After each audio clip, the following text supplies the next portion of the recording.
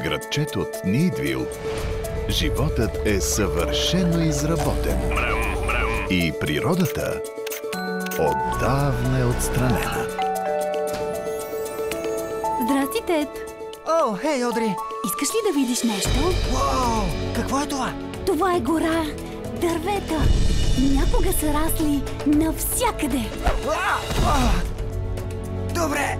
Повече от всичко на света искам да видя истинско живо дърво.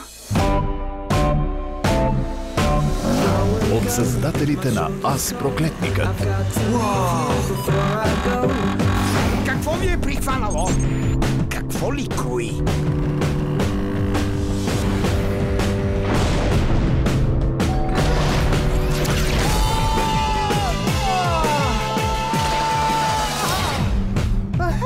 Искаш ли да знаеш какво стана с гората?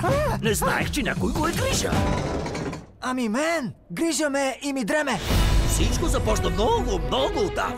Когато случайно призовах мистично същество, старо като самата земя. Лоракса. Ей! Ти ли го отсече? Какво е това? Ай! Майче, той беше. Тази пролет Ти трябва да промениш нещата. Няма да те предам! тръгнете на пътешествие Хубав град си имате тук, Тед! Не мога да се сетя за повод, по който да поискаш отново да излезеш от него.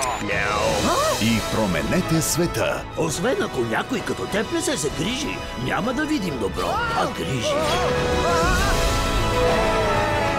Последното труфано семе! Не е важно какво е, а какво би могло да стане.